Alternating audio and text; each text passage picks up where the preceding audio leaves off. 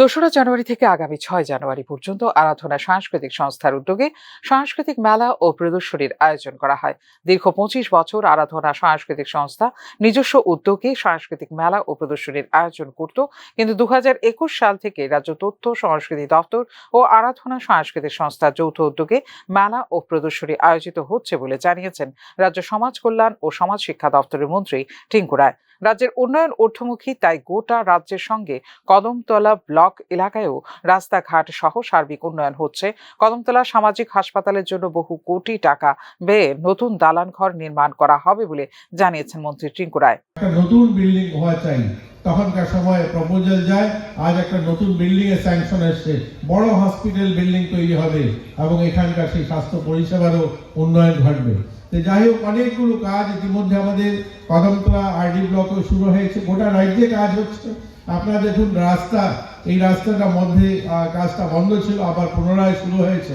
এই রাস্তাটা যদি কমপ্লিট হয়ে যায় তাহলে কদমতলা থেকে আগরতলা যেতে হয়তো 2.5 থেকে 3 ঘন্টা লাগবে। কৈলাসহর থেকে আমি প্রতিদিন প্রায় যাতায়াত করি আগরতলাতে, 2 ঘন্টা থেকে 2 ঘন্টা 10 মিনিট সময় লাগে।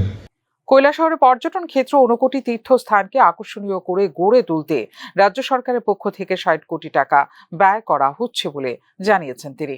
এছাড়াও কৈলাসহরে 200 কোটি টাকা ব্যয়ে বাঁশ শিল্প কেন্দ্র স্থাপন করা হবে বলেও এদিন ঘোষণা দেন মন্ত্রী টিঙ্কু রায়।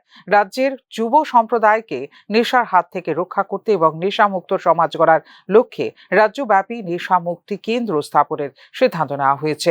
সেই উদ্দেশ্যে প্রতিটি নেশামুক্তি কেন্দ্রের জন্য 15 কোটি টাকা ব্যয় করা হবে এবং বিশ্রামগঞ্জেও 200 কোটি টাকা ব্যয়ে নেশা মুক্তি কেন্দ্রের কাজ এই অর্থ বছরে শুরু হবে বলে জানিয়েছেন রাজ্য সমাজ কল্যাণ ও সমাজ শিক্ষা দপ্তরের মন্ত্রী টিঙ্কু রায়।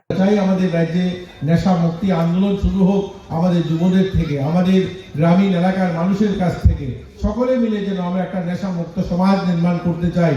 আমাদের সরকার তো দেখুন কাজ করবে, ইতিমধ্যে আমাদের সরকার প্রায় 200 কোটি টাকার একটা নেশা মুক্তি কেন্দ্র স্থাপন করছে বিশ্রামগঞ্জে, এবং প্রত্যেকটা জেলাতেও একটা নেশা মুক্তি কেন্দ্র প্রায় 15 কোটি টাকা করে খরচা করে 50 বেডের নেশা মুক্তি হসপিটাল স্থাপন করছে।